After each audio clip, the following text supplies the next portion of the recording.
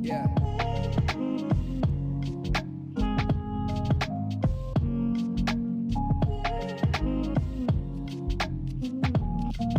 Yeah.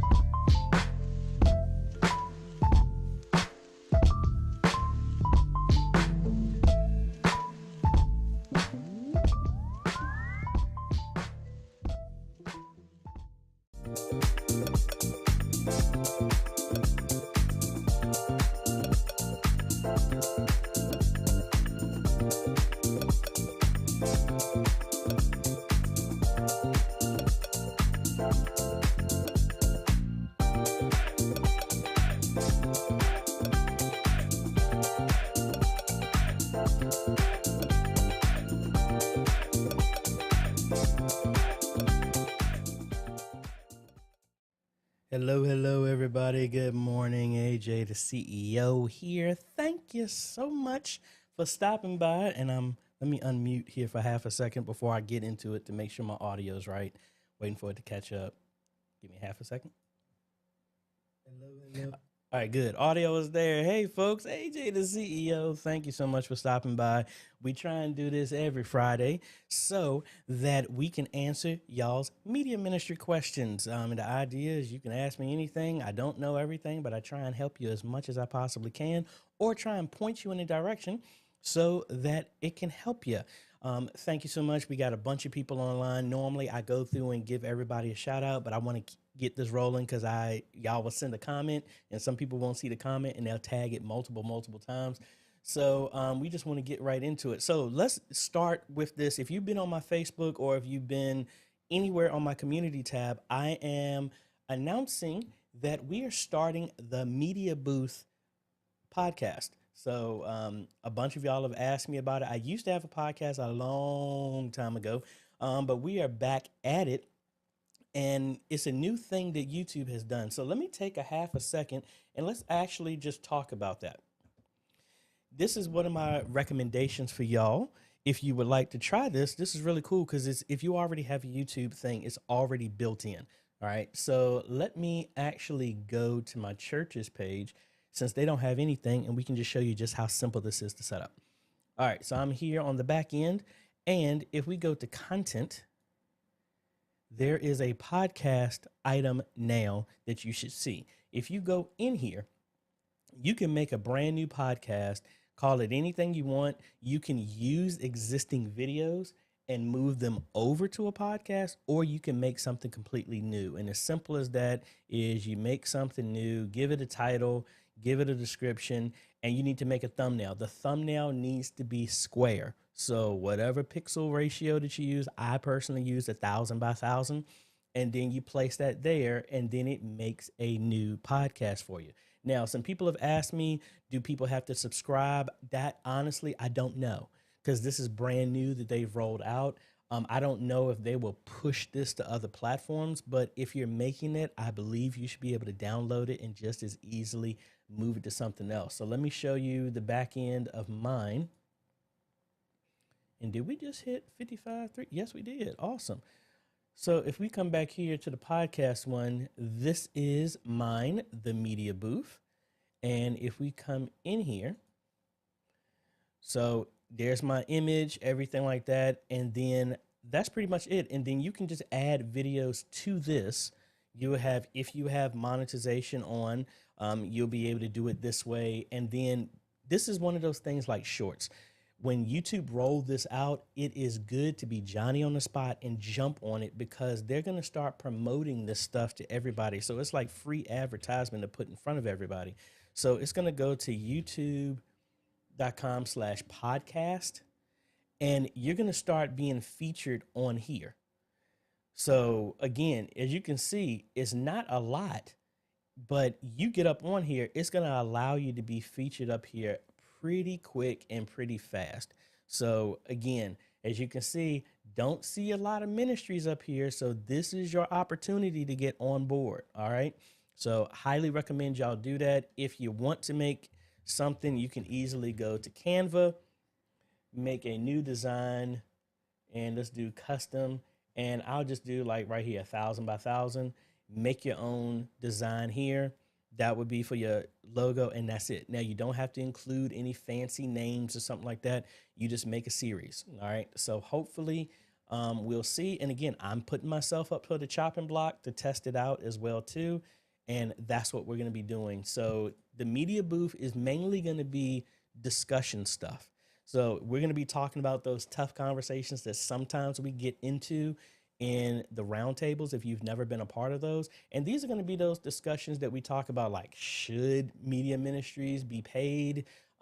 Why are churches being so hard-headed and they're still not trying to embrace this? Why are ministries not as popular as all this other educational entertainment stuff on YouTube? We're going to be talking about stuff like that. I'm going to have some guests, so it's not just going to be me talking. So anyway, hopefully y'all got a good gist of how that's going. And let's go ahead and jump over. I've been trying to use my web presenter, but for whatever reason, it's been acting up like about for 2 months now. So I'm streaming directly off of vMix. Thank y'all so much for y'all catching by and everything like that. So Patrick wants to know, what did I use to get that countdown? What I did, that was an After Effects one that I made. Well, actually, excuse me, not that I made, I implemented from my favorite place, Elements at Envato. And I think my dip is getting on my nerves. So I'm just going to go back to mix, my wipe, that is. So we just came here, and this is a yearly license, and I really, really, really like them. So let me see, countdown video template. And then it was a box one that I used. Yeah, it was something similar to like this, but it was one that I could set the time to, or something like this. And you set the time, everything like that. I like that little reflection that they got here. I might actually change this. Flip countdown. All right, let me just show you. So let's go ahead and download one of these. Now, After Effects is trash. It has bombed out on me multiple times in me doing the last few videos. So here is the file. And let's extract this. And let's see what it looks like. After Effects, flip. See, this has been running Adobe on machines with NVIDIA cards. This is a known bug. I need to update my drivers here pretty soon. Again, everybody, hello. Sorry I didn't get a chance to holler at all of y'all, but we're just trying to get right into it to get that information for y'all. So again, thank you so much for stopping by. And if you don't mind, go ahead and hit that like button. Hit the subscribe if you haven't, because if you're watching and you're wondering how come I can't leave something, you have to be subscribed to do that. And I really appreciate that. All right, so this is the template that I opened, and here we go. So sometimes it will come in here and it has documents, and I should have read it.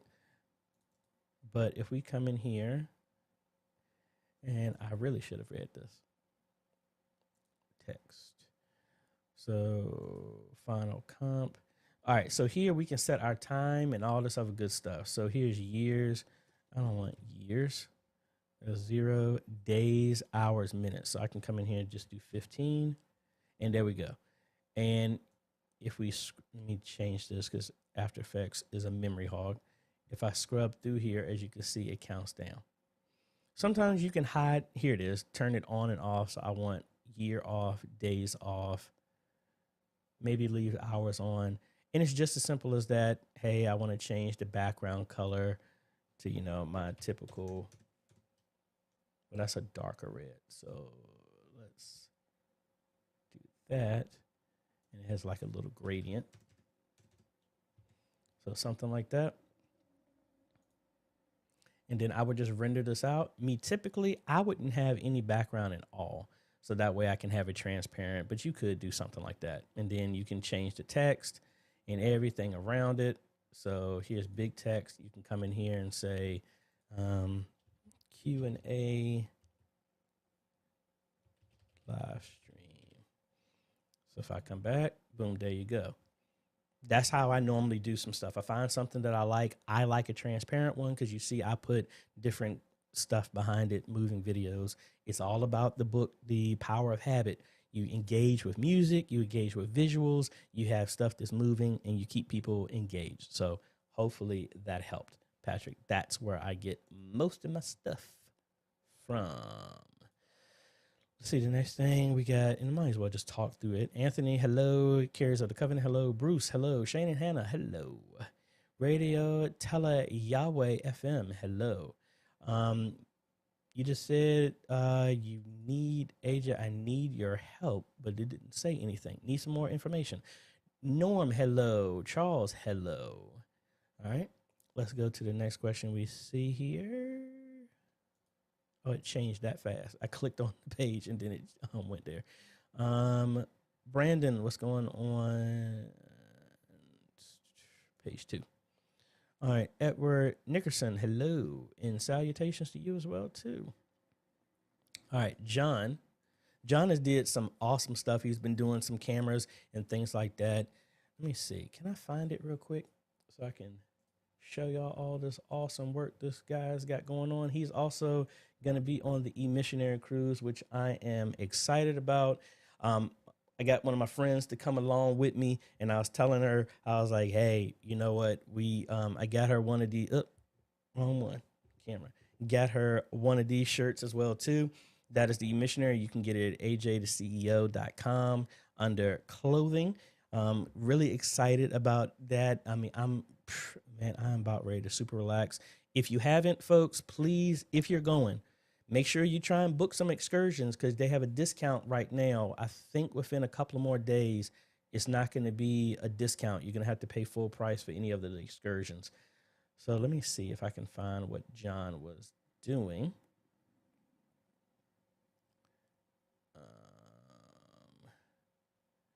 There you go. There's John's stuff. Here we go. So this is some of the work that John has been doing here. I've used these arms before. Really cool. These are PTZ optics, I believe he's using. And I've used those at Spring Creek.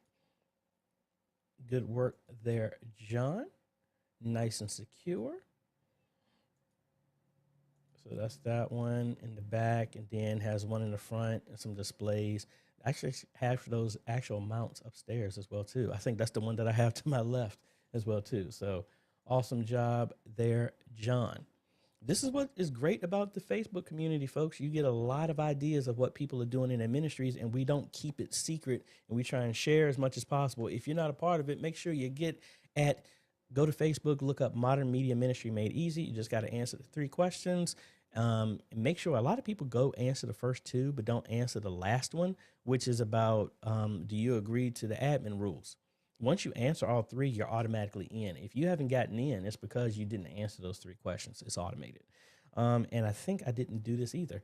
If I don't get to your question, folks, please know, email me at questions@ajhomes.com and give me 48 to 72 hours to respond back to you. I have a lot of y'all, a bunch of people who are reaching me through Instagram, Facebook Messenger, and stuff like that. There's an automatic reply because it's too many places to filter. That's why I bought another phone, because people have been taking advantage of my personal number. I have to filter all that stuff. So if you send me a Facebook, you're going to get an automatic message that says, email me. So again, if you know me personally, don't send me nothing on my personal number. Go through business if it's for business. And sorry, I had to turn my fan on here. It was getting a little hot.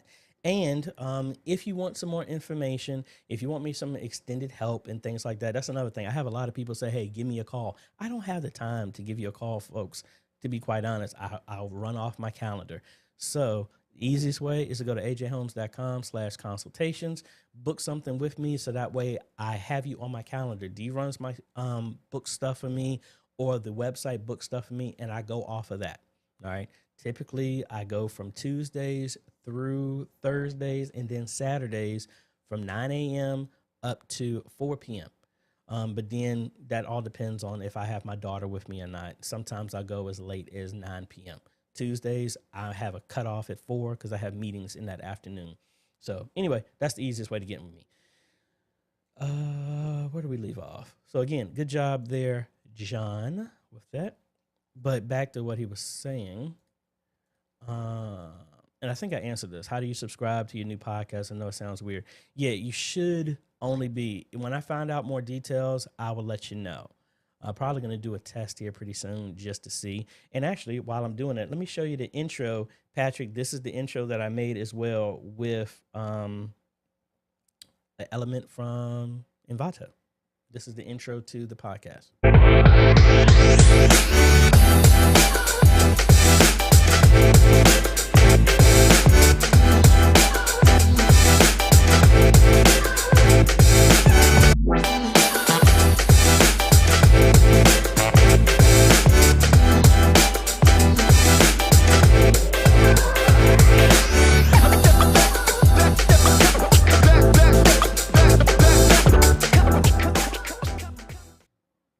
My apologies if that was loud.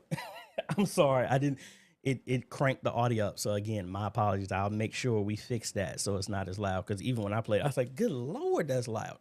Because normally I have everything leveled. I don't know why that blasted like that. So my apologies. Maybe I didn't set a limit on it. I think that's probably what I did. But anyway, let's get to the next one here. That was me talking. Daniel, hello. Streets of Destiny, hello. Shane and Hannah. We talked about this. Shane wants to know what website software did you use? I used to use Bluehost. They got hit really hard with some type of attack, and instead of me personally, instead of them fixing it, they actually just charged for you to add security on it, which I ain't doing that. So I moved a lot of my stuff over to Squarespace. Antioch is still on it. They pay for the security stuff, but for me to start doing my company, AJ the CEO, AJ Homes, all my other websites. I used to have 15 websites, and they're charging $375 a year for that. That gets very, very, very expensive. So that's why I moved over to Squarespace. Not that I like their templates as much as I have the flexibility with WordPress, but it just made it that it's their own stuff. So it's not like anybody can integrate and do all these hacks and all this other stuff. So I needed something simple. That's what I'm using. Streets of Destiny. Sanctuary size, 65 feet wide by 49 feet in length, 10-foot height. Congregation microphone. What would be the recommended placement and distance be for this space? Well, personally, what I think you should have is you kind of don't want them behind the speakers because it's going to pick up speaker reflection. Me personally, the way I have mine in the sanctuary, it's on the balcony away from the speakers. Now, mine is a little bit behind the speakers, but it's such a distance of how wide it is, it's not going to hit it. And that's where I have mine. I've seen other ones that put it right like in front of the pulpit, aimed there. I've seen some of them put on the sides. It all depends. I would need to actually see the room for that. But again, I turn that over to everybody else. What do y'all think? Michael, hello and good morning. Rodney has a question here. I use OBS on the laptop and second monitor. I want to split my second monitor that has OBS and send it 50 feet for camera operator to see program and preview. How do I do that? Honestly, the easiest way is if your computer has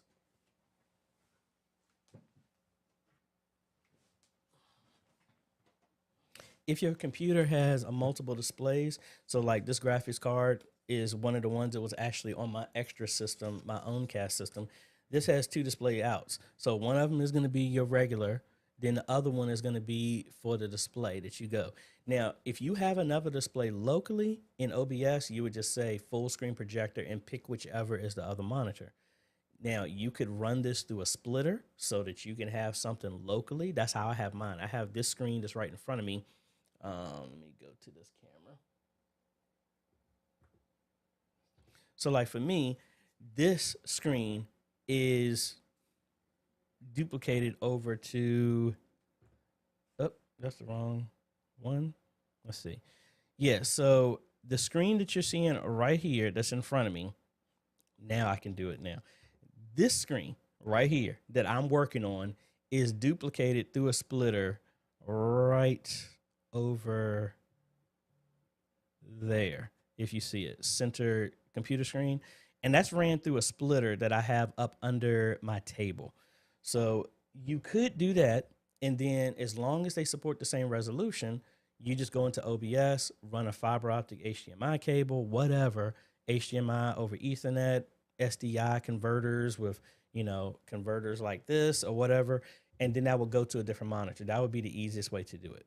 Now, you could also install NDI on that OBS and have it output NDI, and then you don't need anything. You just need a laptop or something like that that's nearby, and just have NDI studio monitor and just bring it up. It could be either one of those. Whichever is easiest. So I hope that helps you. Let's see. Answered that one.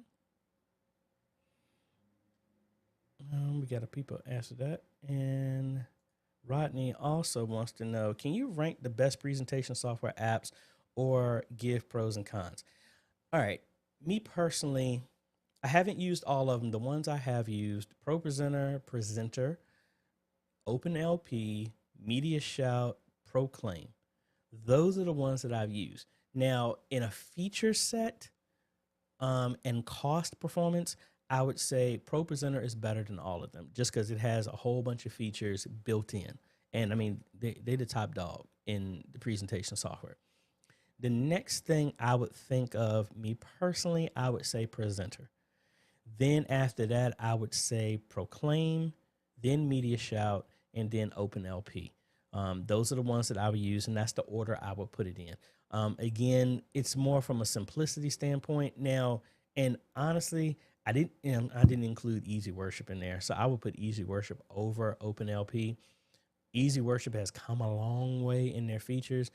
I would give Proclaim, Media Shout, and Easy Worship a boost over Presenter, just because Presenter has no form of NDI functionality at all. You need to have physical screens for every output that you do.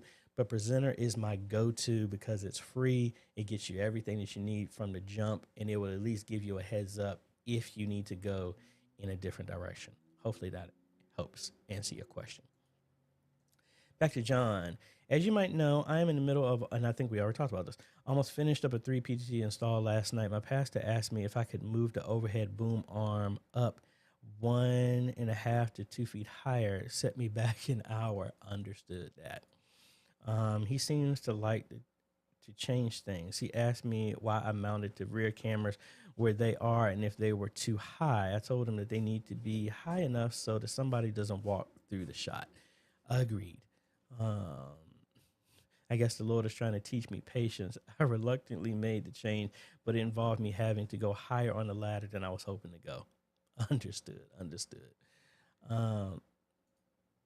Ministries. Hello, AJ. Our Friday worship service is on now. It's 5:22. We'll join as soon as we're done with service. Much love. Hey, much appreciated. Back to John. I'm tempted to wait until he's done with his sermon and ask him, hey, would it be difficult to change the whole section? I'd like to let him be the preacher, and I would like him to reciprocate and let me be the AV director. That is another discussion that we're going to be talking about. Hey, and don't y'all think I won't include some of y'all and bring y'all in on some of these discussions, because it's meant to be those tough conversations that, thankfully, the numbers that we have gives me somewhat of a platform to talk, so that if I was just somebody there at church with no type of influence in any way, shape, or form, a lot of people, and we're all been in this position, or if we're still in this position where we try to say something and a lot of people don't want to listen because they're like, who is this? So I want to use this platform to try and speak to the things that all of us have been trying to say to leadership, but they won't listen. Thankfully, the numbers that we got, it's like social proofing. Once you see a certain, like I do the same thing. I go to buy something on Amazon. I'm like, ooh, it only has 10 reviews. It might be the exact same thing, but another one has 10,000 reviews. Social proofing is like, okay, 10,000 people ordered it. It must be fine. And it has a 4-star, 4.5-star, 5-star. It's social proofing. That's what we use. Mr. Clarence, good morning. Got caught up looking at the security viewer. I'll try it with the vision system sometime today. Awesome. Brian, hello. 1J Hicks. Let's see here. Hey, I'm setting up a SMT AV PTZ and I want to use an iPhone as a secondary camera. I believe it was with NDI. Can you explain that process? Sure. And I'm gonna see with my iPhone. I know I had the NDI camera on here. I bought when it was I got it when it was free during the height of COVID, and I want to see. I should be able to get it for free. Yes, I do. I got it for free. All right, so let me download this and let's open up the OBS. The OBS is. Now, with your camera, how would you have it connected? What is it connected to? I'm assuming you're using OBS or vMix or something like that. Let me know the details of that because there's no point in me showing you here on OBS if that's not what you're using.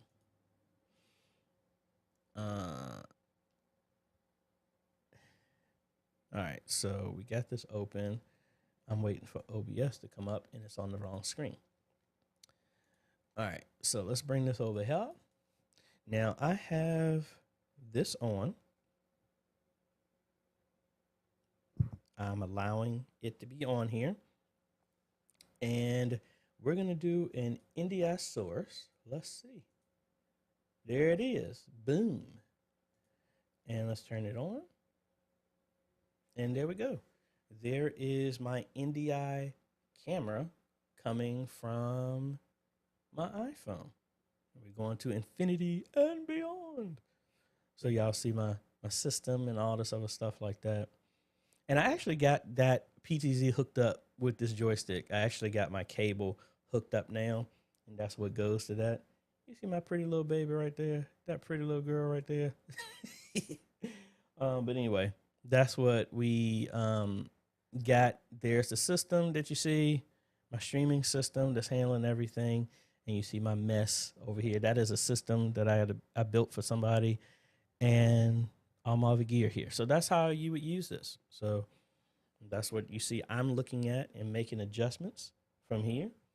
And then there's my overflow, and there's my main system. You see that rat's nest of cables? That right there, both of those right here, those are the splitters I was talking about.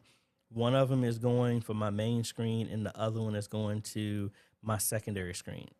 And then, yeah, that's about it. So I gave you a little bit more detail, but that's really all it. So you would have a source that would be one camera, and then you would have another source be your other camera. So like say I turn this one on, which is going to go onto the infinity. I would make a different source for this, and then boom, there you go. So you can have one source be camera one, source, one scene would be camera one, then the other one would be that.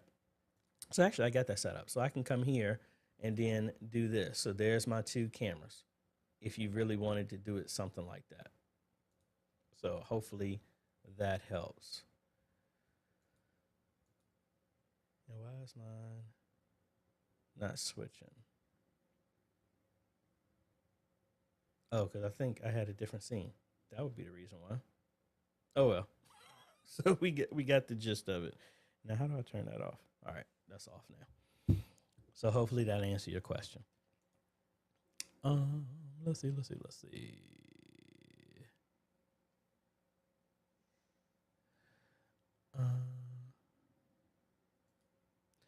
Michael says, good morning, everyone from the city of Philadelphia. I'm supposed to be there in about 2 weeks in Philly, I believe. NKM TTG analysis. Sony cameras, does it work with the ATEM? I mean, yes, if it has HDMI out or you convert it from whatever signal to there. It's not really a compatibility thing. What type of camera?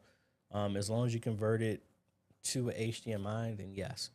You can't go higher than 1080p. You're going to have to scale it down. If it's under 1080p, the ATEM will scale it up to 1080p. But yes, it will work. Patrick, have you ever helped do a live stream in multiple languages? No, Patrick, I saw your email. This is something I've been wanting to do, and I want to walk through my mindset of how I do this. how I would do this. This is not 100% right, but this is how I would think to do this. And I've been meaning to do a video. I've had so many people ask me, like, what software is it that you use? And I keep talking about it. It's Draw.io, or now it's called diagrams.net.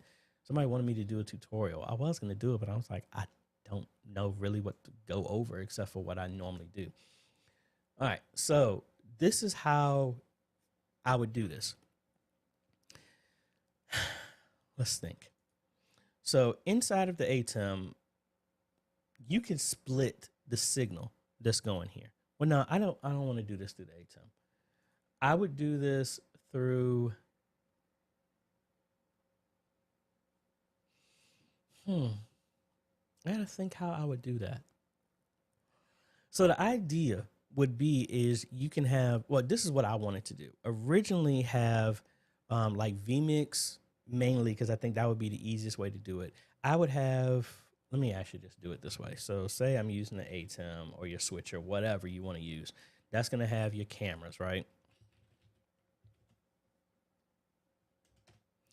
Camera. You know, and just imagine there's multiple ones in here and all this other nonsense, right? So that's coming in, and you normally have a mixer here. And that goes here, right? So my thought in doing this, and say the ATEM is the one that's streaming, right? That's the internet. So what I would do in this setup, if I wanted to do something like this, I would have another computer, kind of like how I have mine. My computer right now is getting the feed from the ATEM over USB, and then I have another USB connection that's going to another system, right? And actually, let's do it this way instead of the internet.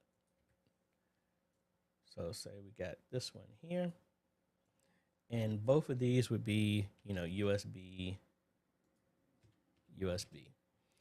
So what I would do in this scenario is I would possibly have, now for me, I would have somebody translating live for that. And then in this place, I would have somebody here with a personal mic, maybe something like I'm doing right now. And this audio would come in here. So like with OBS, I would have that audio being played in this person's ear, and they're translating this. And this would be the Spanish stream. I'll just use Spanish and then say this is the English stream. And then both of these systems would be live streaming.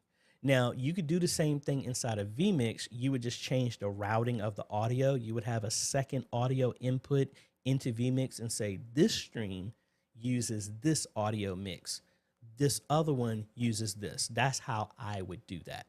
So hopefully that makes sense. I would love to set this up at one point in time. I mean, because I kind of have that, because the system I have right in front of me, I can stream. And then, well, actually, let's go ahead and open up back OBS. I wish I shouldn't have closed it. Give it a second here. All right, so say I'm here, and I really don't know where I did that stream. Well, anyway, so I would come in here, and as you see, if I came in here and I come in here to properties, so I can go down here to the bottom and change my audio input. So like I could go to the Blackmagic one. Yeah, right here. And I can change my audio input to be something different. So say I have mic number 2 on. Right now I'm using my mixer. But I can have somebody sitting at another ATEM if you wanted to. You can have an ATEM Mini Pro take in that feed and have somebody sitting with a headset, and they're hearing what's coming in, but their audio is being sent out so that they can talk in another language. So I would just come in here and say, instead of using the main from our board, I'm going to change it to any one of these other inputs and say it's the mic of somebody sitting there and they're translating live. And then they would stream to something completely different, a different channel. Now, what I would really like to do is send 2 channels of audio. Send the main channel to the left speaker, left channel, and then send the other one to the right channel or vice versa. That was my thought but I don't know how you can change the audio streams in YouTube or Facebook like that. But ultimately, that's what I would think. So a long answer, but it is possible to do. Back to John. Are those cruise discounts by calling the number you provided, or can you do it online and get the discount? No, since we have a group with the cruise, well, let me just show you.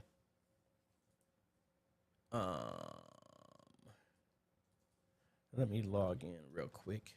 I'm gonna bypass some of the stuff so you don't see all my information. So we got 38 days. Oh yeah, oh yeah, oh yeah.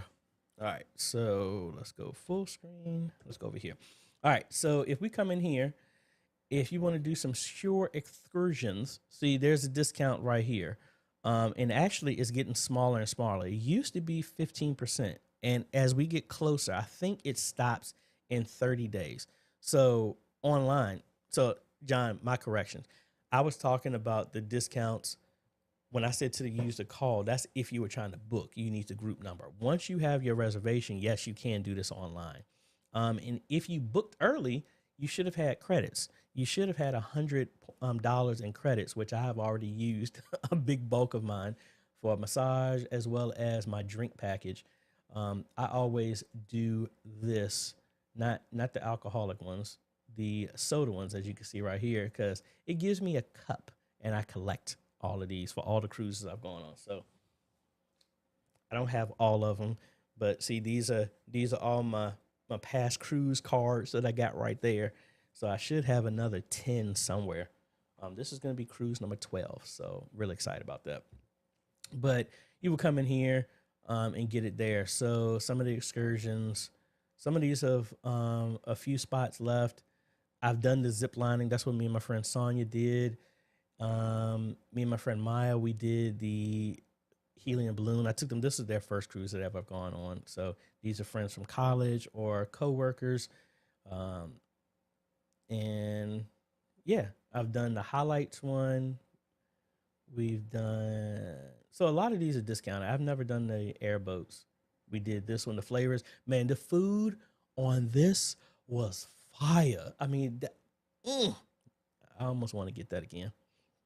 They took us on a winery tour. I don't drink, but on that tour, they gave us a sample of something like so small. Man, that thing, I was like, I don't know if any of y'all or anybody drinks. I don't know how.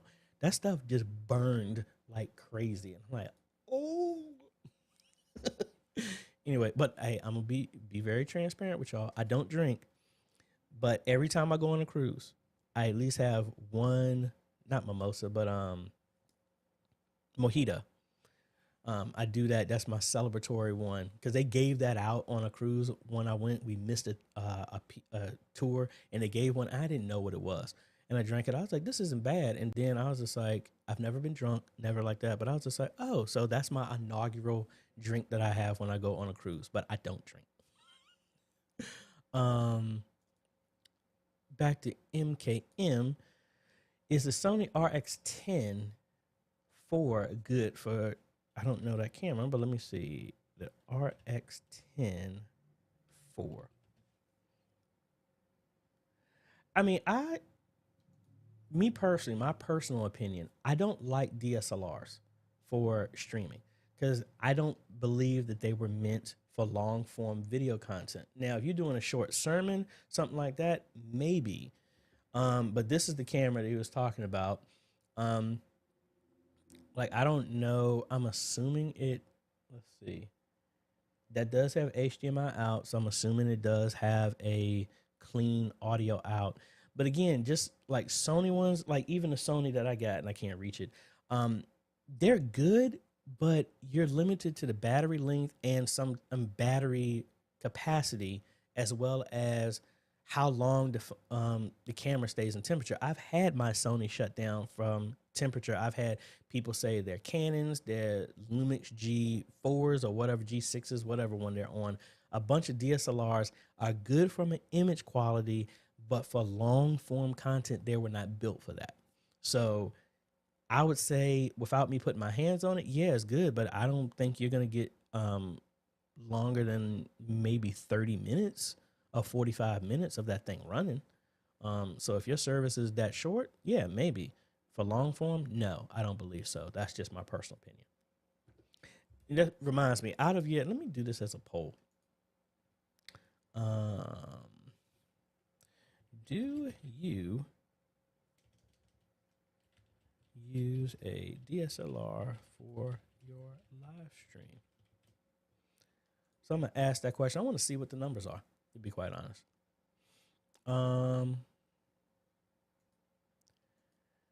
Patrick, that was, I think I went over this. That's why I said I want to jump on my comments fast so that way I don't miss some of the questions that we go over. So if I cut back over here to my screen, this is Envato Elements. So this shows everything that I've downloaded and used. So I don't know if you've seen it. This was the mock-up that I did for my video just recently on the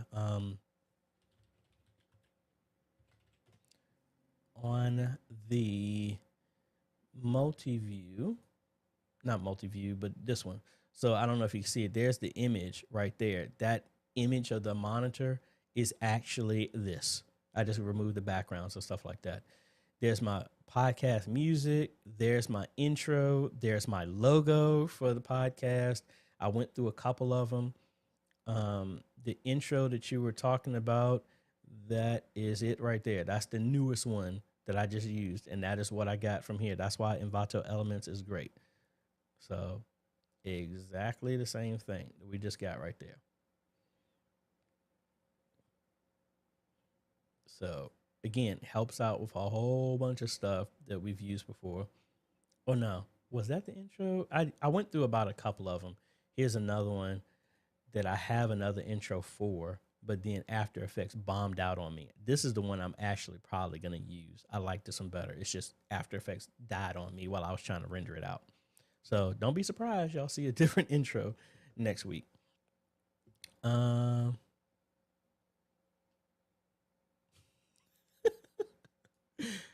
Daniel was talking about I'm not emailing, and he's saying he's gonna send smoke signals.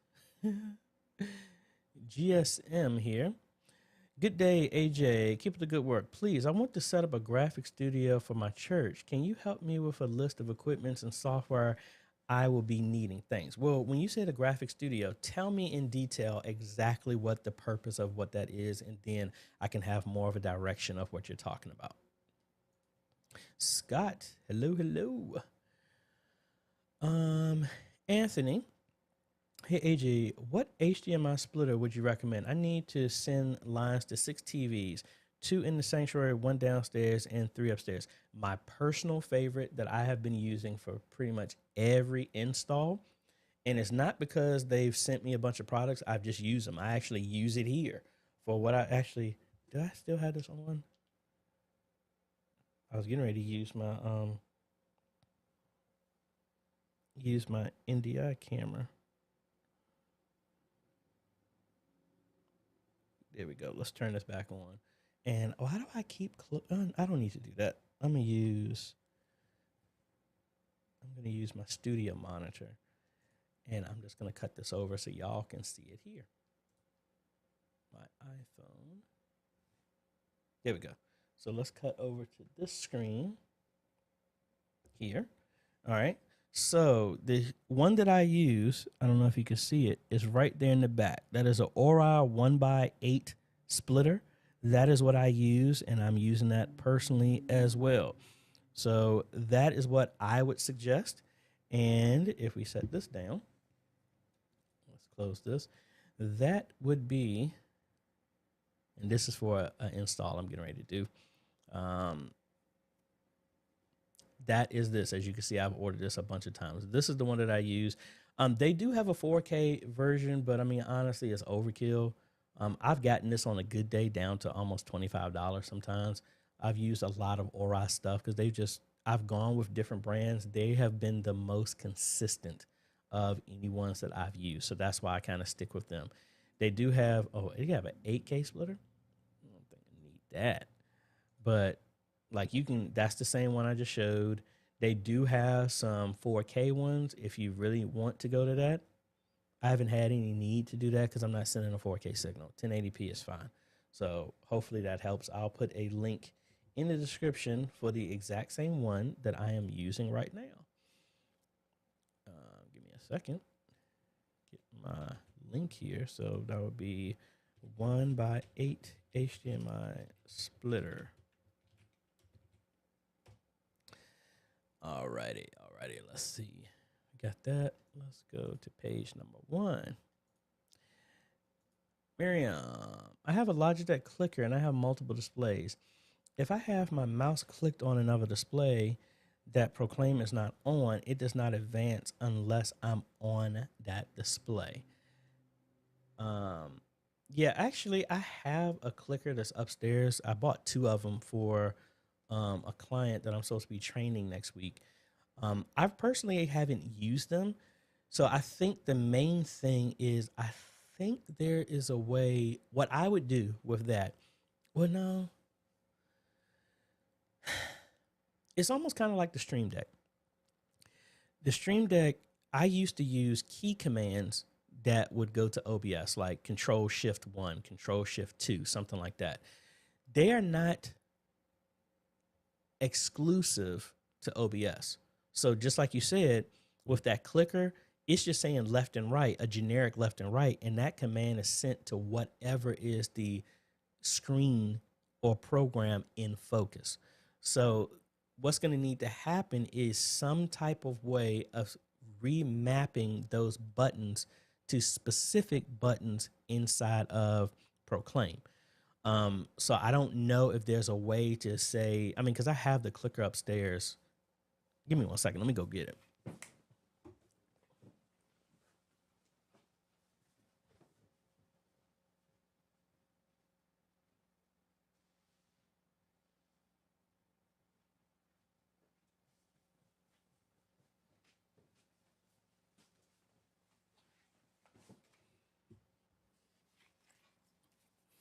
All right, so this is the one that I have.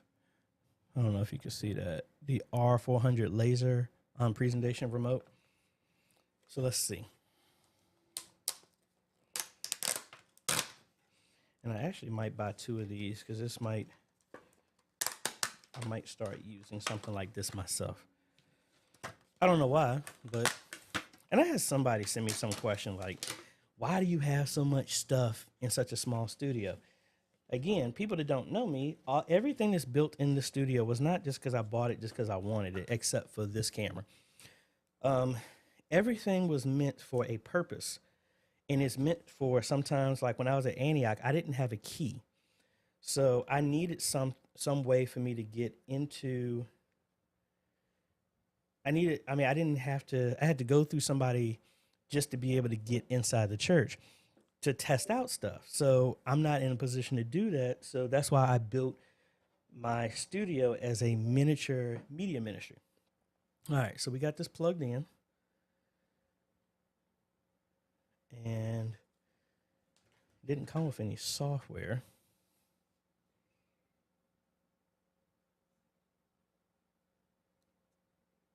All right, it's on.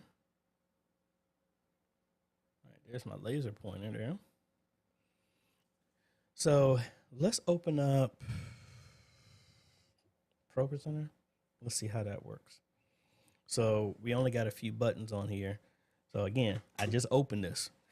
So we're going to be figuring this out together. And I don't know why ProPresenter takes so long to open sometimes.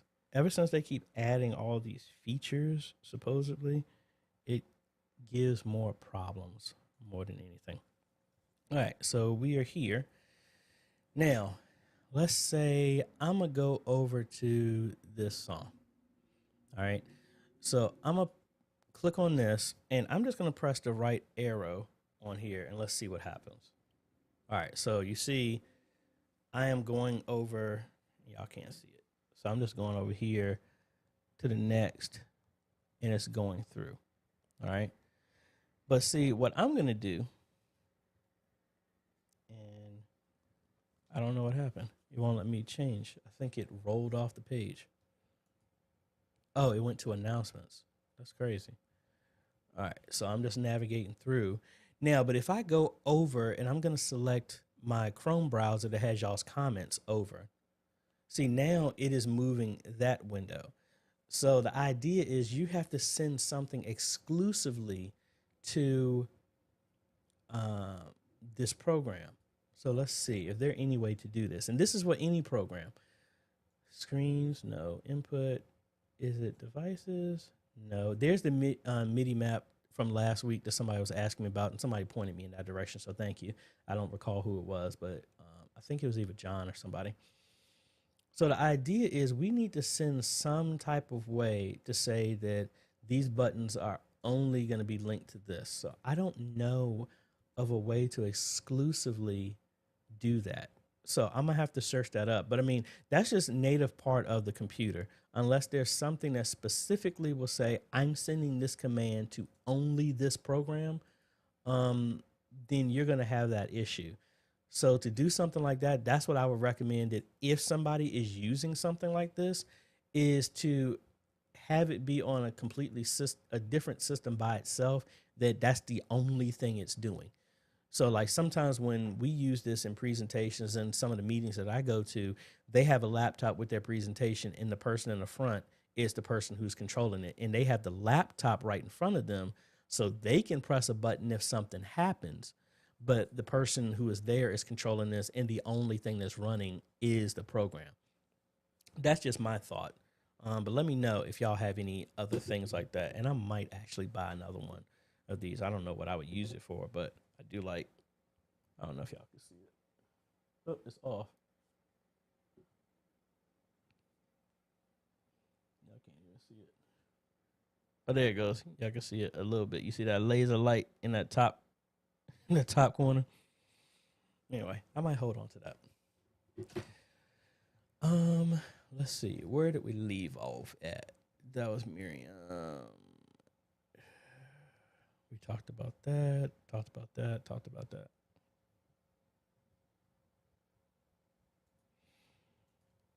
You're saying I need for background. I'm missing the full question. I need for background. You said you need help. Background. How to set it up on OBS. I mean, what do you mean by background? That's the part I'm not understanding what you're saying or what you're asking, excuse me. Trevor. Send, thank you. Rather than that into video volume going down, you might look at your voice coming up as it would come up to match the ad volumes. Well, if y'all don't know, depending where you're at, there was, and I ain't getting political, I'm just stating it. Obama passed something with the FCC that requires announcements to commercials and stuff like that not to be at a certain volume level. And I think when Trump came in, he overturned that. So now, have you ever had the issue where you're watching TV and then all of a sudden the commercial is so much louder and it forces you to get the remote and turn the volume down? That was that ruling that was passed because it was forcing you to get attention, to pay attention. Again, it's the power of habit. All that stuff is there. It changed the volume. It forced you to pay attention to it, and it puts it in your mind because it's so much louder. And then you had to get the remote, get up, physically move, and do something which makes it make a mental record in your head of what happened. So that's how you would, it's a negative sense, but hey, a memory is a memory. So that's what it does. But anyway, I don't know where I got off of that. But so that's the thing. I don't know what else to do because, I mean, I'm like one notch from being the top on my audio right now on my mixer. I mean, I guess I could put the fathead on there that would make it boost a little bit more. But every time I've done that, y'all have said it's giving a bunch of feedback noise. But I might look at that again. Let's see. Back to John. Thanks for sharing my PTZ camera installation photos. I'm nearly done. I will post more photos to the Facebook group showing the entire installation. Awesome. Miriam wants to know, how can I use the XML Bible with vMix? As of right now, I don't know of a way for you to do that.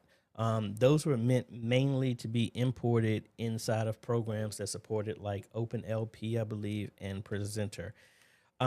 Technically, from a data standpoint, you probably could search for it and manipulate it in a certain way. You're going to have to do a lot more than, it's not going to be a plug and play type of thing unless somebody writes it.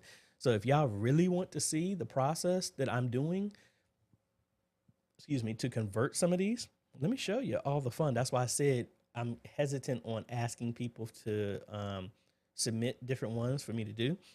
So this is my script of me writing and importing the entire Bible into a database, and it formats it out into an XML file and spits it out. And this is only Genesis up to book chapter 24. So we got a long way to go. So we got 655 lines.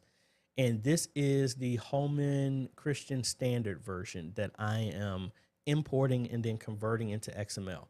So it's going to take a minute, but that's the process of what I'm doing. Now, when you look at this code, let's see. When you look at this, the XML is formatted in this way. So the program is going to be purging through this, first looks for this translation of the Bible, which is right here. And I don't know if I can increase the volume here. I mean, not the volume, this size. There it goes. So in here, this is the translation. Then you have your book, and then you go through the verse. So the program that you're looking at is sorting this by those type of things. So if I sort this, and I don't know why my mouse is not responding. There it goes, because it's a big book. So these are just, oh my God, this is going to take forever. Yeah, so we got books. So it's going to search through the books for the name. Then it's going to, search for the chapter and verse. That's how it finds that. So that's why when somebody asks me, can I do the Message version? The Message doesn't do verses like that, like 1, 2, 3, 4. It does like 1 through 6. 5 through 8, and it's grouped weirdly. So I don't know how that formatting will be in this XML file. So anyway, I'm putting all the code in the translation and then converting it into this format. And then this is the format that those programs take in. I say all that to say that vMix does have a data source that can sort through this, but you would have to write something to parse all that information and find the search for the book, the chapter, and everything. So I don't know of anything right now that does that. But if Mike's there, hey, I'm sure Mike could write something. I could probably write something, but I've been very far removed from programming. But you never know. Jerry, could you recommend a PTZ controller that can select and move the PTZ with one button press? Well, that is what I'm using right now. It's a bunch of them. So it depends what your budget is. I'm using this AVCans one. I also use the AVideo one. They're all pretty much the same in their functionality. It's just a price standpoint. So let's cut back over here. And let's go to the Zon of Amma. IP PTZ controller. And I'm just going to assume you're using a IP one. So this is the one that I'm using right now. This is the AVideo one. I've used these ones. I don't think this has a one button press one. The Famaco one is a one button press one as well too. The Persil, the PTZ optic ones are the same as well too. So you see, I've ordered this one twice. This is the same one I'm using. You can turn it on to a one button press. So like when I do this, I'm going to press a one button press. That's what I'm doing here. So if I hit 2, oh, y'all, they're not on the camera. Hold on. So if I do here and I just press one button, I'm going to go back to my sign. That's one button press. Boom, that goes here. I press 3. Let me turn this on here. I press 3. That's going to go over to my shirt that I have here. Then one button press 2 comes here to me and vice versa. That's how that can work. And that is a quick select that is turned on in the options menu of the joystick. That does support it here. This one is the exact same. It runs on the same process. This one has different buttons. This one has 3 customizable one. This one has 6 customizable aux buttons. The Famaco has the same thing. You can set it to just do press, 1 through 8. 1 through 0. And then those are quick selects, and it will just move it. Anything higher than those numbers, then you actually have to do multiple because it takes multiple buttons to press the code in. Priscilla's the same way to do that. So either one of them, it's all in your price range of what you will want to go with. Philip Paul, what is going on? Otis, what is going on, sir, from Naval Air Station, Pensacola, Florida. All righty now. Let's see. I'm using the H2R gear for equipment planning. Okay, sweet. Parker, I'm getting fiber internet here at my house on Monday. I'm very excited. 500 down and up. All right now. D Green, do you think the Blackmagic will release an A10 Mini with 4K recording capabilities anytime soon? I'm sure it's going to come sooner or later because you just can't buy a 1080p TV anymore. The prices for 4Ks are just dirt cheap. Like I saw a 75-inch 4K TV at Best Buy for $500. Like at that point, once they push those prices down, and 4K camcorders still haven't come down in price. You're looking around like $700, $800. I'm sure it's going to come sooner or later, but just realize when they do that, you're going to need a drive that's going to be fast enough to write all that data from one. And then, if they come out with one, they're going to have an ISO version. So it has to be fast enough to be able to send, 4 to 8 streams of 4K footage, as well as the program. So that's 9, and all of them be recorded at the same time on a drive. So the drive has to be fast enough. The data pathways have to be fast enough. Do I think it's going to happen? Yes. Maybe in a year, I would think. But again, that's just my best guess. Prince, thanks for all you do, sir. Many blessings. Thank you very, very much. Back to Miriam. Would you recommend the Blackmagic Studio cameras or the Pocket Cinema camera for promo videos? It all depends. Because this is the Pocket Cinema camera 4K that I am using. That is the studio camera from behind me that's here. It all depends. I've used this. If you're talking about from a portability standpoint, actually, let me cut back over here. So this one right here is a lot smaller. I had a full rig set up to make it portable. There's a handle that goes onto this, and I can do it. It all depends. That studio one is going to constantly require power. Even though this camera is plugged into an outlet, it does have a battery so that I can move it around. So depending on what the type of promos, if you're in a green screen or in a studio where that camera's not going to move, yeah, the studio camera would be good. If you want something that can be a studio one, but you can easily, just like I can pull this off the mount right now and I can take this out and do whatever with this camera if I wanted to. That's your choice. That what I would say mainly depends. They both use the same lens, so it doesn't really matter. So that's up to you. Isaac, good morning. Back to John. I have never drank before, but they will make you mojito with no alcohol, and it was amazing. Also, the virgin pina coladas are great. So those are a couple of options for you, AJ, of what you want. I don't like pina colada. I don't like coconut. My mom used to make, I don't know what it was. My mom used to make a coconut cake, and I ate it the first time, and it was like, and it just felt like I was eating hair. So I don't like coconut like that. Now, I do like coconut in my curries and stuff like that, but it's so light that you don't know. But if it's just a coconut straight, no. No, thank you. Going over to the results of the poll, 82% of the people do not use DSLRs for the live stream, and only 18% do. Interesting. Steve, thanks for your help. AJ, hey, you are welcome. let's see. Let's go to page 1 now. GSM. I need softwares to project images, scripture, and video.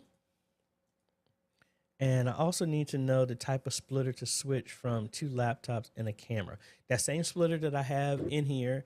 Well, if you're trying to switch as a source, that would be, depending on your inputs, I highly recommend the A10 Mini Extreme, because even if you only have 3, every time people always add more devices. The A10 Mini Extreme will set you up at least for 8 inputs, and it's not really that bad of a deal.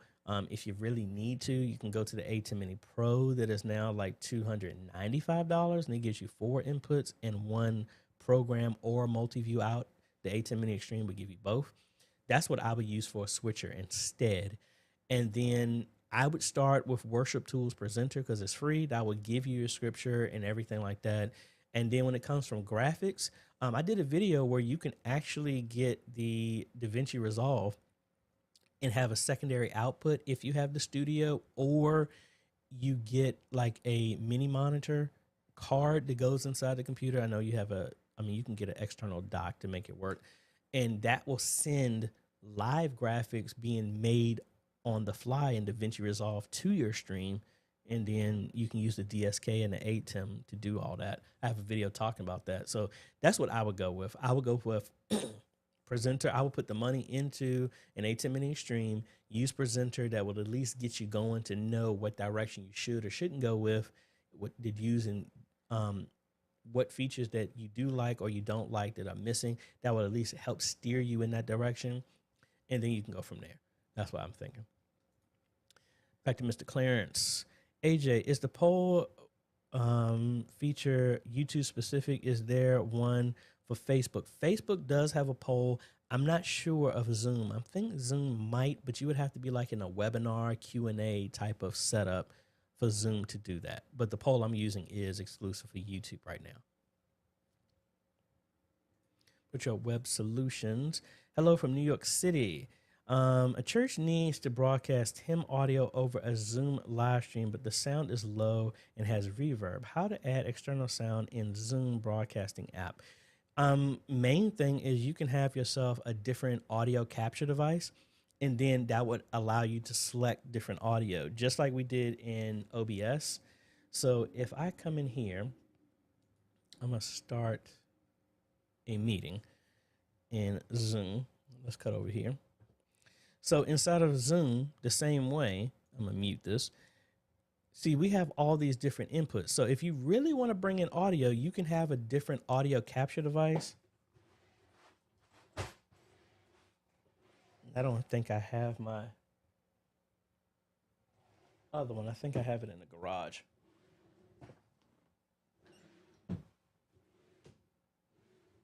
Yeah, I had a different capture device that I used to use, and it was an audio device that I would just have another audio interface that goes from whatever to USB. You can plug it in that way. And then, as you can see, I would just pick my different audio interface. Now, Zoom has made an update recently to where if you play music, it will just butcher your music. That is something I found that I've had a bunch of churches call me because all of a sudden they can't do music. That was because an update that was changed with Zoom. So playing music that way, I don't know why they're doing it. I have an assumption of why they're doing it, but music and being played like that is really, really getting hammered by all the platforms. I had somebody send me this message, and I'm gonna say this as nice as I possibly can. And I've said this before. You cannot play music that you do not own on your stream. I had somebody send me a message saying, how can I play iTunes music on our church live stream? Yeah, you can, and it will shut your stuff down. Or people said, hey, how can I play iTunes music and not get my stream shut down? This is how you do that. Run it on your own cast server that you're in control of it completely, or use Vimeo at around like $900 a year, and they don't monitor your audio. Anything else, you cannot play any music that you do not own. A CD, an MP3, YouTube music, YouTube in general, iTunes, a CD that you picked up. You can't play that music. because you just can't. It's just like radio stations. They have to pay some type of licensing to play that music. Now you're a broadcasting station, the same rules apply. If you don't have their permission, you can't play it. And even if you have licenses like I do, I get hit by stupid people that claim that you don't have rights for this music when I actually do. So even if you play by the rules, there's stuff that's still going to stop. So again, the easiest thing, don't play anything that you don't have a license, or if you are going to play music, use stuff that you have a license for. So like I use Epidemic Sound for my stuff. This is where you get all the music that I have in the background. My podcast music came from this, or I bought music from Envato Elements that gives me a license to use this. And let me take this away real quick because I don't want to show more than I need to. Let me see. Where's it at? All right, so like right here, under Epidemic Sound, all of these channels, and I guess I need to put my website in here as well too. So let's go.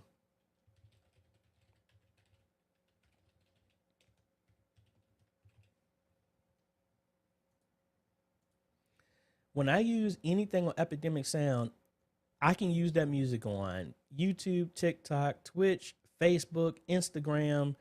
And is this the right one?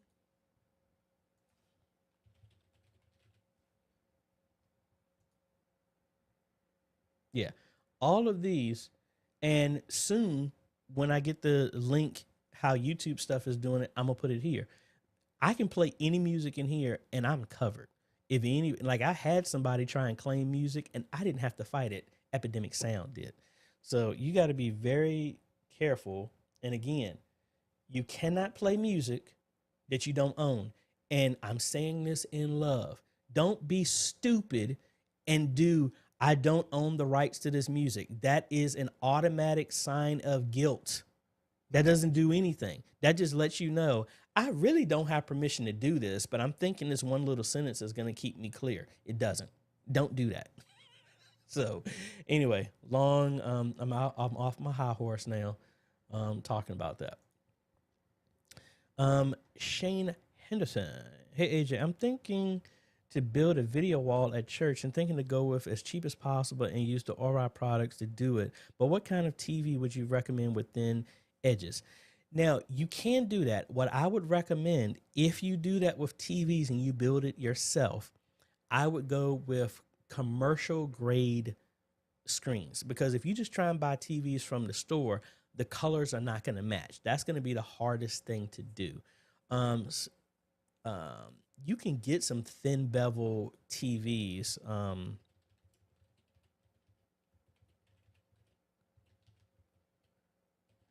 trying to search for some right now.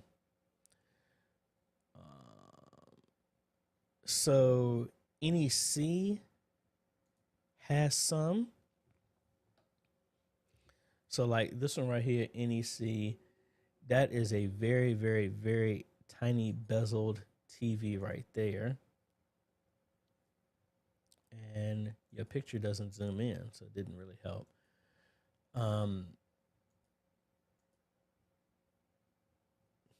That's a thick back right there. Something like this may work. But let's see. Look at some no bezel TV. Let's see what B&H Photo has. Overframe bezel kit. Why would I do that? So some of the LG ones have some thin bezels. Possibly, but like I said, I would go with commercial grade TVs because the colors are not going to match. Commercial ones have a higher standard to get you that color. That's what would be my recommendation for that. Back to GSM. Sometimes the images flicker while projecting in the service, so I need to do a fresh work. I mean, starting the graphics settings all over. Yeah, I would say send something through to ATEM and it kind of handles that, or check your cables if you're seeing it flickering. That means that some type of connection is loose, because with a digital connection, it's on or off. You don't get the snow effect. That was from analog. Digital, it will flicker because there's a connection issue.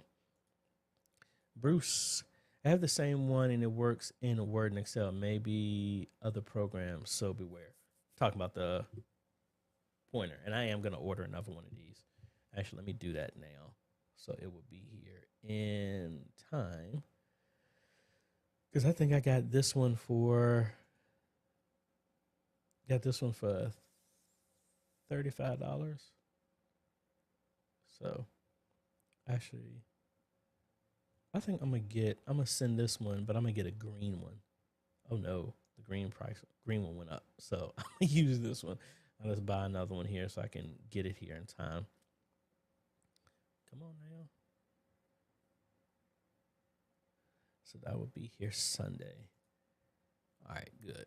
So we got a third one. So this one will be mine's, and then the other one will be for the client. Norm. Today I ordered a Ryzen 5600G 16 gigs of memory motherboard to upgrade my home computer. I will probably get an additional 16 gigs as well. Won't be able to upgrade my computer for a month. Need to get streaming completed first. Awesome. That's a really good system. And then it sets your base that's a good processor that you could always add a graphics card if you want to.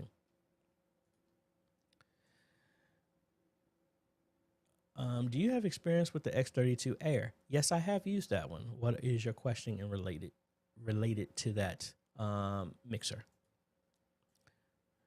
Back to Michael. I have to run. Thank you, AJ, for everything you share. I've learned, and God bless you and finding your channel. Everyone have a great week. Awesome, and thank you for stopping by. Daniel, what is your volume set in the ATEM? That's if the volume is coming through. The ATEM, the audio is not coming through the ATEM of what you're hearing. It's coming directly from my Rodecaster, which is pretty high. I guess I could turn. No, that volume is for my. This is the other thing I found out the other day. I was messing with my sister. It's so many other features with some of the stuff I got that I don't even leverage. So let me get my my awesome voice turned on real quick. All right, so I have this voice. Oh my gosh, this is so funny. So just imagine if I was reading the Word of God with this voice. In the beginning, God created the heavens and the earth. So there's another one here. So this one is more of a high-pitched voice. And again, I'm sorry, I'm like a big kid. This stuff is so funny to play with. So if I just imagine if somebody was reading the Bible like this. In the beginning, God created the heavens and the earth. Now the earth was formless and empty. Darkness covered the surface of the watery depths. I still like this one. Then God said, let there be an expanse between the waters, separating water from water. I have too much fun. Back to Otis. If you out using vMix to stream, use the auto gain. Okay, I'm gonna have to play around with that. So is my volume low? I have too much fun. I don't know. I got my. Okay, I'll play around with that. See, this is the stuff I have to play around with some more. Back to Otis again. If you're using vMix to stream on your audio input in the setting, check the audio gain box. It helps to maintain good audio levels. Awesome. I will look at that. Jehovah. Hello. I'm just trying to install by following your video. Which video are you trying to install? What are you trying to install? Excuse me. Anthony. If I wanted to run a HDMI cable over 200 feet from the splitter to the sound room, would it work, or would you suggest something better? You could go with a fiber optic HDMI cable or get an SDI cable, get these two converters on either end and convert it back to HDMI, and SDI can go 300 feet. Either one of them will work. HDMI 200-foot cable would be the cheaper option. You can get that for maybe $115, or these by themselves will cost you around like 120 for each one HDMI, and then you need to get a SDI cable. I showed a video on how to make it, so that would be real simple. You can get the 250 foot of RG6 cable from like Lowe's for like $25. So it's up to you. I would try the fiber optic first, because then you don't need converters. Philip Paul, hey AJ, I have set a certain delay on the audio in the ATEM software, but when I open back the software next week, it goes back to delay. Any thoughts? Yeah, you haven't set your auto, you haven't cleared your auto startup. That's why. So if you come back over here, set your settings, and then go to File, do clear startup state, then save startup state, and everything you had in here will be saved. So like when I go to my audio, my levels are here, which are backwards. Again, it doesn't matter because that's not what y'all are hearing anyway. But like right here, set everything the way you want to, and then do save startup state, and then that will save your settings. That's the reason why it keeps getting reset.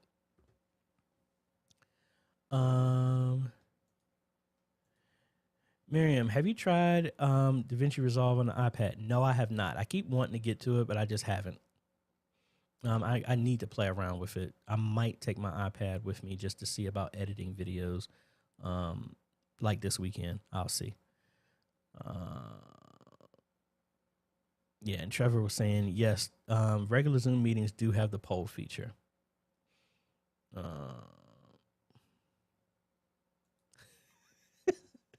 How did you know? That's the Rodecaster has it built in, Anthony.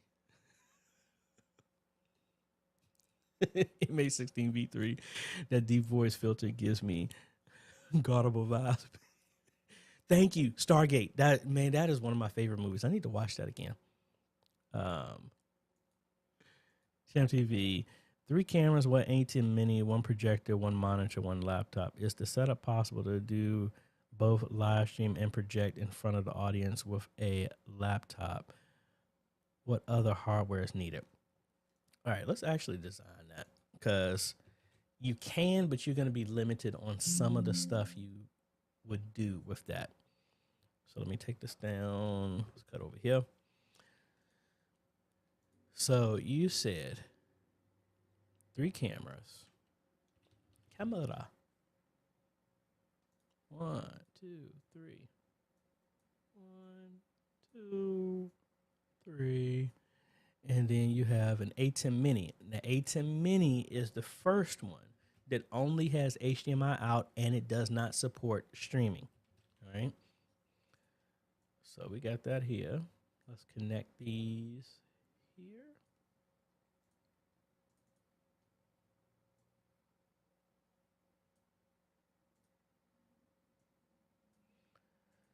All right. And then the next thing he says, a projector and a monitor and a laptop. So let's start with the laptop first. Lappy old top.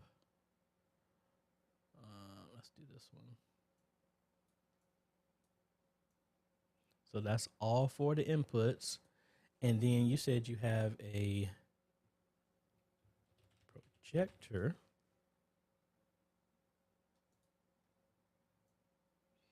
and a monitor. All right, so in this setup, you're going to only have one output from here, which is only going to give you the program out, meaning which one of these 4 are the combination with DSK or upstream key.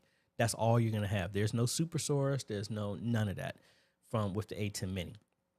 So first, you're always going to have the same setup unless, this is the caveat. So this would be HDMI splitter. And then that could either go to both of these, right? And all you're ever going to get is the program. Now, if you want to have, and you actually not even going to have, well, you could have something different. What you could do is this. Have another laptop here running OBS. The ATEM is connected over USB, which is always going to give you the program out. Then the HDMI out from this would give you, program out. And then inside of the A10 Mini, you can say specifically, I want the HDMI out to be locked to one of these inputs. So say you always want this to be input number 4. So no matter what, the projector will always get input number 4 and say, this is your presentation PC. It will always pass this signal to here, but this will show whichever one of these that you pick. That's how that setup could work. So hopefully that makes sense. Daniel, sound is fine. I was just commenting because you mentioned it. Souls would be clearer if you did the if you did the live from Chicago. Would you recommend the X32 Air over the X32 Rack? What are the differences? Now let me refresh myself with the inputs of here before I say that, because I have the X32 Rack right now. That rack is meant to be controlled from software, and not a physical hands-on console. So looking here at the Air, let's get rid of this here. So let's look at the back of here. So the Air, not the back, the top. And why do they keep doing this? I want to zoom in on these shots.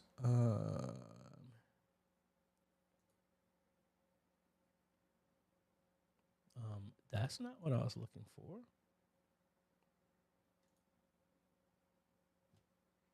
It's giving me everything other than what I'm looking for. X32.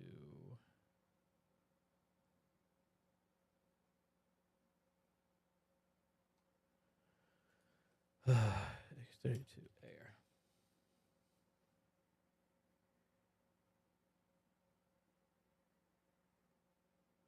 Are they really not even showing it no more? Digital mixers. I don't know if they I don't think they would discontinue this.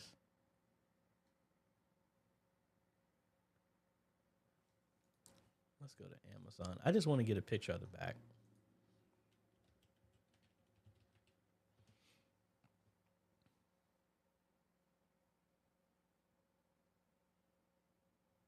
Wow, they really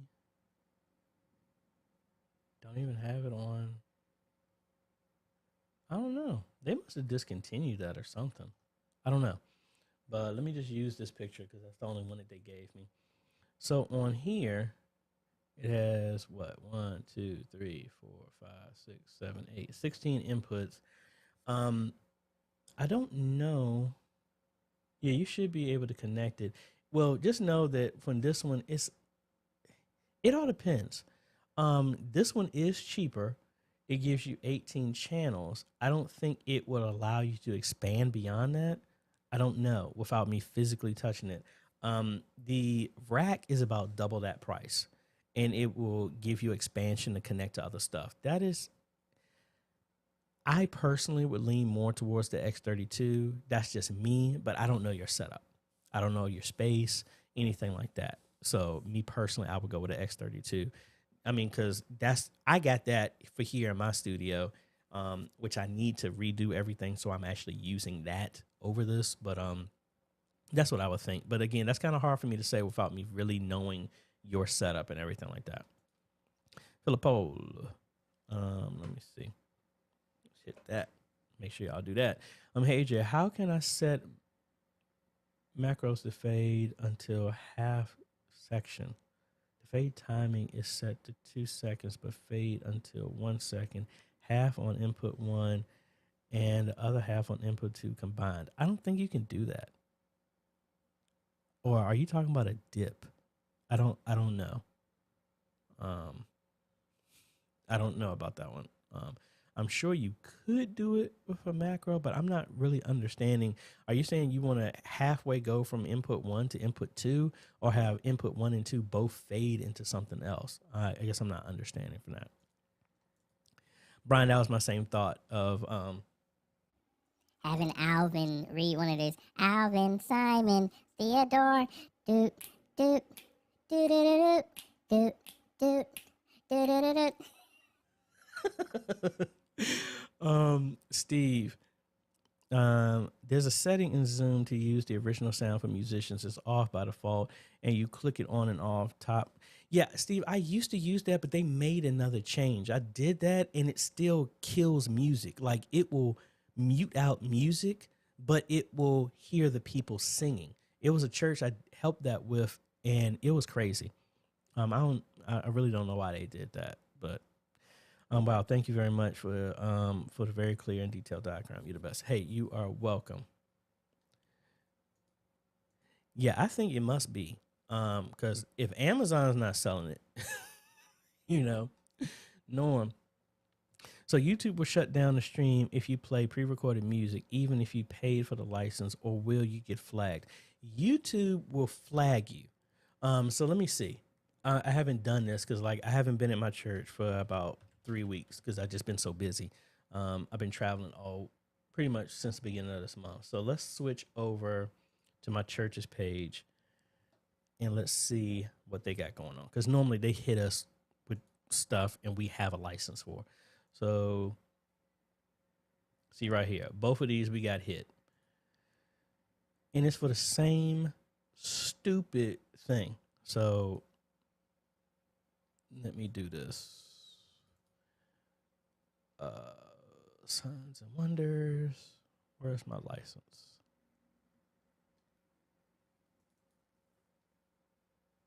So this is my license, and I post this every week, and it's just so annoying. Dispute. I have a license.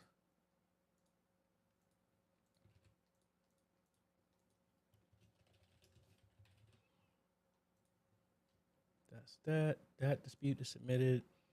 And then I come in here. Same song. Yet again. And I've contacted them saying, dude, I have to do this every single week.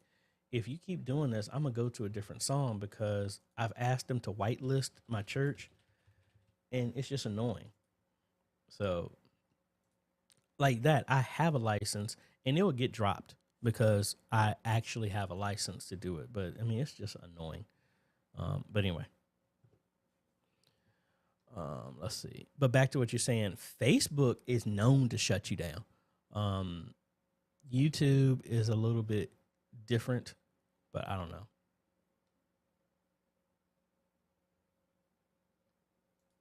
Carriers of the Covenant.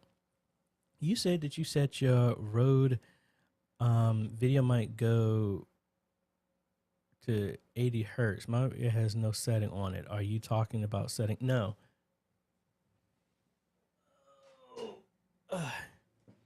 On my Rode video mic, see, I have this knob here. This lets me change mine to hertz. That's what I'm talking about. Now you might have a newer one. This is an older video mic that I have. So that's what I have this setting on. But no, all I do is just plug this into the ATEM and then set the mic level to mic and not a line. And that's what I was using originally. Let's see. I'm going to end this poll here.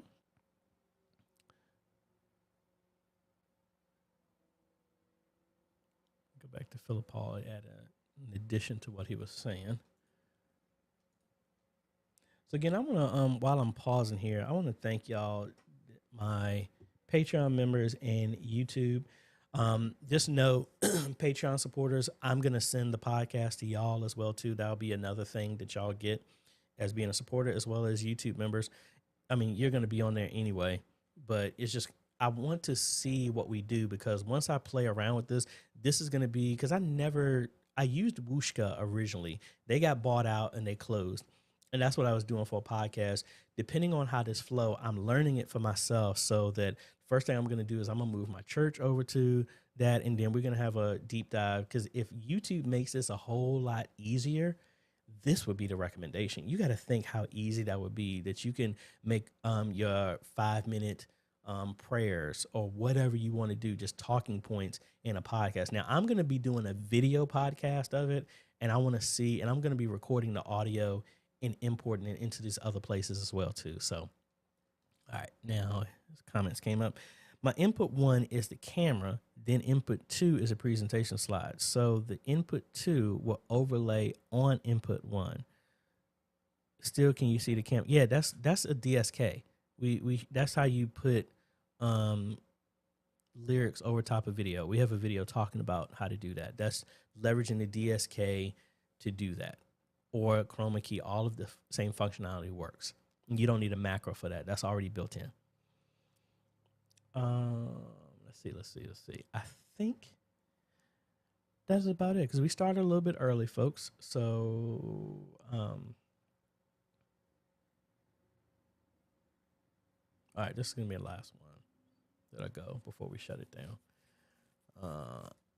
Wants to know, to your experience, could you explain what the streaming bridge can do? Can I use that with the ATEM Mini Pro to send a program feed to overflow and at the same time stream? No, you cannot. The ATEM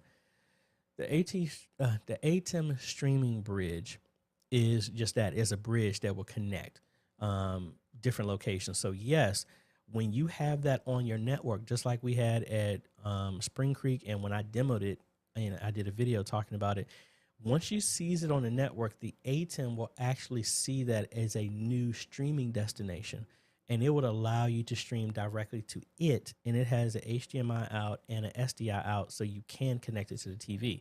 So at Spring Creek, we have a streaming bridge on the TV inside of the baptismal area. So if people are sitting in the baptismal area, they can see what's going on in the sanctuary.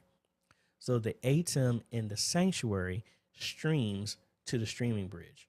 And all we have is just that power, Ethernet connection, and HDMI connecting to the TV, and that's what it can do. But since the ATEM is streaming to the streaming bridge, it can't stream to multiple places. So if it's streaming to the streaming bridge, it can't stream and do two things at the same time. So you can only have one or the other, not both. And I know I said I was going to do the last one. These are the last two comments I'm going to do.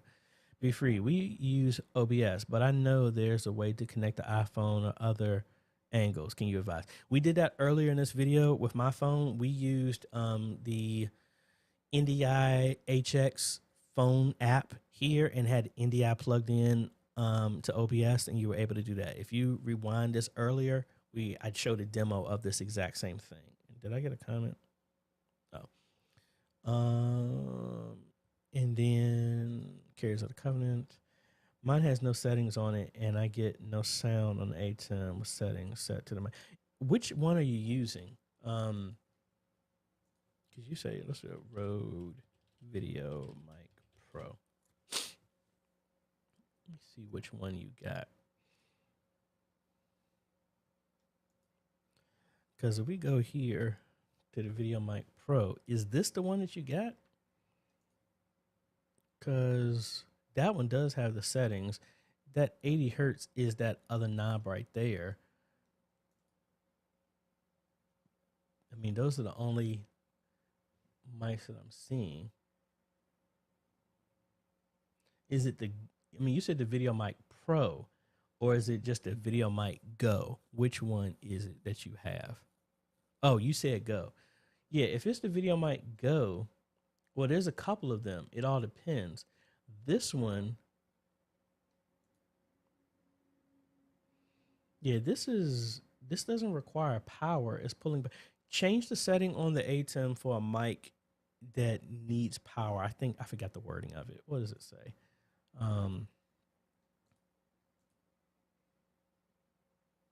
Microphone plus plug-in power. Change it just to microphone and see that. And make sure your cables, and this TRSS, don't shoot the messenger, but I don't know if you can see it. I need to get this in focus. There are pins on here. You got to make sure that they're the little bands. I'm using the one that it just has 2 bands on here. The other one is for like your phone that has headphones and audio. Make sure that the one coming out of the mic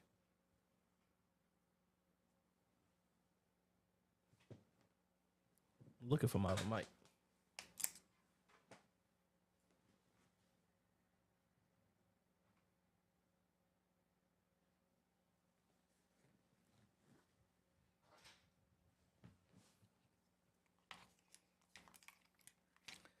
So like with this one, you got to make sure coming out of here, this has 2 bands on the back that would go into this one. And then what's going into the ATEM is 2 bands as well too. I don't know if that's TRS or TRRS. I don't remember it off the top of my head, but just make sure it works that way. So like if I plug this in,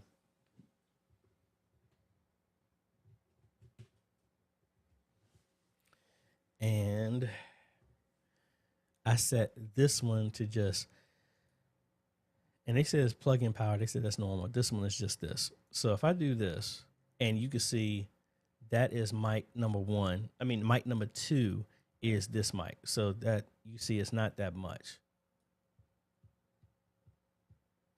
So you see I'm tapping it. So let's play with the other setting. They said this is normal.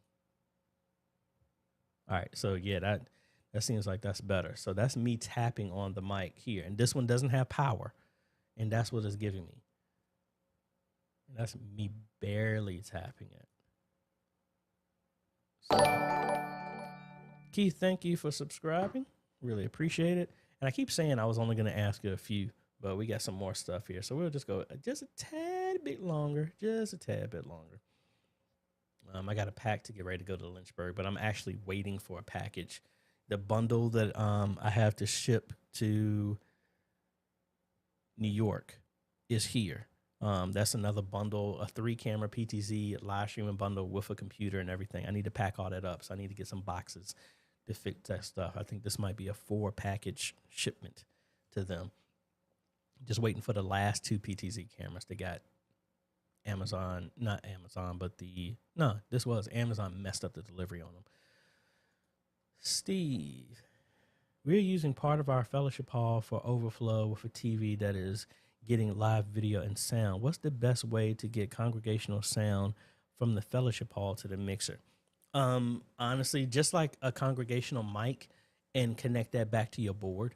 But you had to be very careful of how that's going to be done so it doesn't get a feedback from the TV or whatever sound is being captured. Think of it just like a congregational crowd mic, the same thing. You just got to run that back to a connection back into your sound system, and then just be very careful how you don't want that to really bleed into your main mix unless you selectively pick that, because you'll have a feedback loop if you don't have it tweaked just right. Jesse, hey, thanks for joining.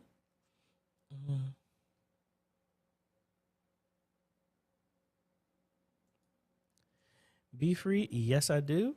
That you can book something like that if you go to ajhomeless.com/consultations. Now, I am fairly booked up for this month. I think I have some stuff coming free the last week of the month, and then the next month.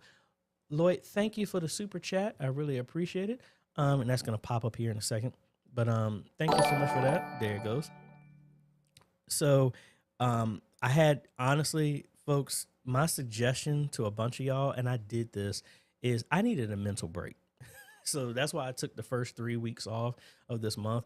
That's why you haven't seen me do that many videos, because it's like I'm just trying to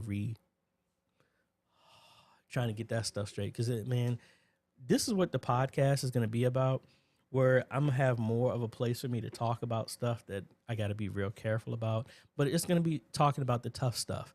Like, I've had a conversation with Augustine about this, just dealing with, and y'all know, I know I'm preaching to the choir, but this is what the talk is going to be talking about, dealing with knuckleheaded people in the church that are being roadblocks, that their opinions of how things are outdated. I remember somebody said this, and this is a great idea. a great concept, and I hope y'all can understand this. Churches need to realize that the advice that was given to them outside of the Bible, the principles and practices of how we've ran church, were done in a taxi cab, sit down to a restaurant mentality, when we are now in an Uber and DoorDash society. Like, it's not that the information is bad, it's just outdated, meaning that we need to change with the times. That was the purpose of the whole thing that we talked about. The message does not change, the method does. If you really want to be honest and people are not have blinders on, you will see how we run church is not how they did it in the Bible. Times have changed. This is the transitory place that we're at where we need to change. And that's why I'm saying, why are so many people watching all this entertainment stuff on YouTube, but it's nowhere close to that many people from a ministry standpoint on there? Because are we trying to force people to listen to how we talk, or just like Jesus did, are we meeting people where they're at? So that's the reason why I encourage y'all to embrace the different platforms and stuff like that to get the message to be where they're at, instead of demanding that they conform to our way. So that's kind of the stuff that we're going to be talking about on there.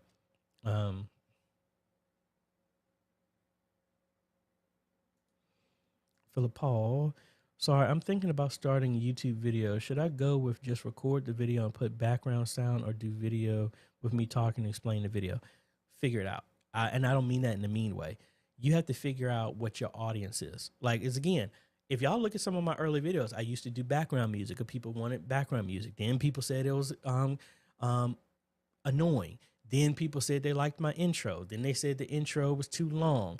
Then I got rid of the intro completely, because I used to do that all the time. I used to say, hey, folks, AJ the CEO here. If this is your first time stepping by the channel, thanks for stopping by. And on the channel, we focus on tips, training, strategies, reviews, and builds to help modernize your media ministry. So if you like what we're doing here, consider subscribing. And, I used to go through that whole thing. But now the thing is, like, I do this now. I'll watch a YouTube video for 3 seconds, and if they drag it out too long, I skip it.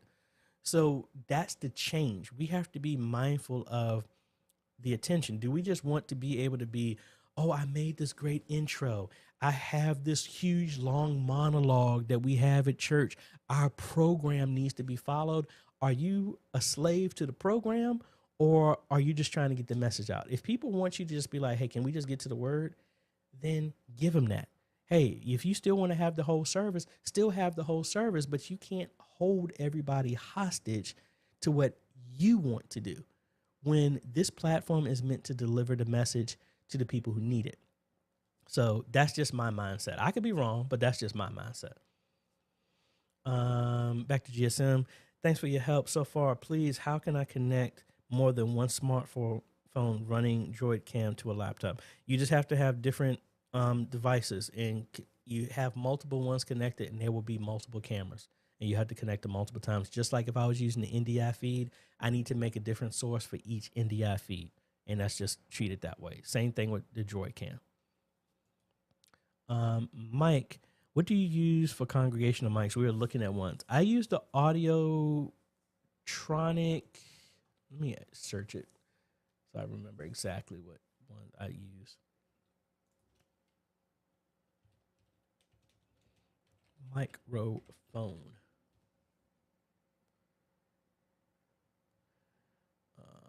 It was a shotgun mic. And I actually have a video on it. This is the one that I use. And this is in the balcony, pointed down. It does need phantom power, so that's coming from the board. I just have one of these. There's another ones that you could use.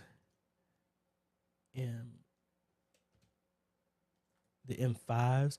This is originally what I was going to use, but I repositioned these as mics for the Leslie. These could work as well too. That's 200. The other one is 150. So these are the ones that I've used, that I'm currently using. I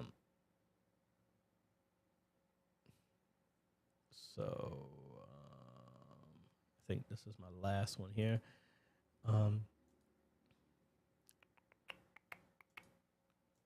At GSM. Let me cut back over here.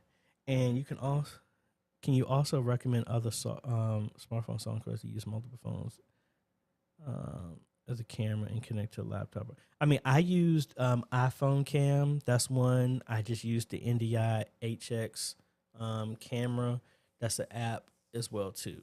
And a bunch of those, I have videos that go over that. And this last one, Cares of the Company said, wow, my wife said you said the truth. Embrace change. Hey, the only thing that doesn't change is God. Everything else does change. It says, as long as the earth remains, there shall always be seed time and harvest. There'll always be seasons. There will always be change. What they say, every cell in your body changes every 11 months. So this is the deep one. I'm going to leave this with y'all. If every cell in your body changes, is different every 11 months, what makes you stay the same? If you have disease in your body, if every new cell is brand new, what is perpetuating that disease to stay in those cells? What's perpetuating how you think to stay the same? Why? If everything else is changing, we're holding on to that stuff. And that's messing me up because I'm holding on to some stuff myself. But it just makes you think, if everything else is changing, why are we not? Why do we insist on holding on to stuff that does not change when everything changes? The seasons change, the weather's change, technology changes, information changes, television channels change.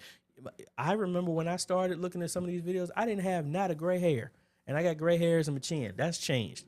So why do we insist on thinking church, how we do stuff, how we share the message, how we communicate? How is it?